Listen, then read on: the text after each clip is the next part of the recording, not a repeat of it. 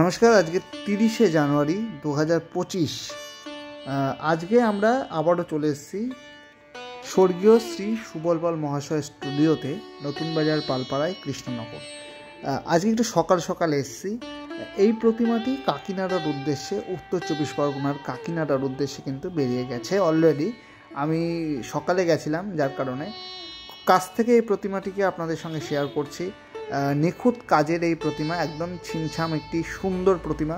পদ্মের উপর অধিষ্ঠাত্রী মা সরস্বতী, কাপড়ের যেমন কাজ সুন্দর, তার সঙ্গে পিছনে যে সিনারি, সেই সিনারির মধ্যেও কিন্তু বিশেষ একটা দৃশ্যের আমরা নিদর্শন পাচ্ছি। যেমন সরস্বতীর পিছনটা আপনারা দেখতে পাচ্ছেন সূর্য, ভালো কথা, তার উপরে একটা পাহাড়, ঝর্ণা, তার নিচে জল, চারিদিকে গাছপালা আছে, তার মধ্যে ওই জলের মধ্যে প্রস্ফুটিত পদ্মের উপর অধিষ্ঠাত্রী মা সরস্বতী।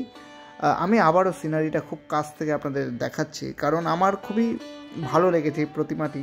একদমই ছিমছাম সুন্দর, এক কথায় বলতে গেলে একদম একটা কম্প্যাক্ট সরস্বতী। যদি আপনারা দেখতে চান বা দেখতে পছন্দ করেন, তাহলে আশা রাখি যেমন মুখশ্রী, তেমন তার কনসেপ্ট, তেমন তার ভঙ্গিমা, তেমন তার যে রূপ, যে ভাবমোহী রূপ বা মনোমোহিনী রূপ, যাই বলেন না কেন, আমি আপনাদের সঙ্গে শেয়ার করলাম প্রতিমাটি খুব কাছ থেকে।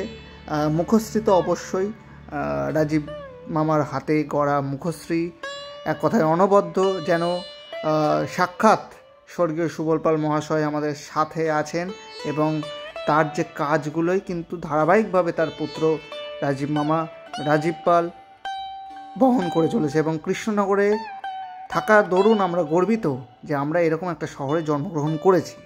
যাই হোক, আরেকটি ছোট প্রতিমা, সেটাও কিন্তু অনবদ্য সুন্দর একটি মাতৃ প্রতিমা।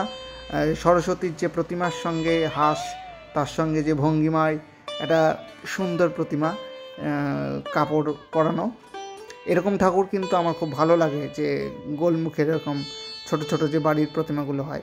তার সঙ্গে আগের দিন তো দেখিয়েছি এই প্রতিমাগুলো, আরেকবার ভাবলাম আপনাদের সঙ্গে শেয়ার করে নিই প্রতিমাগুলিকে।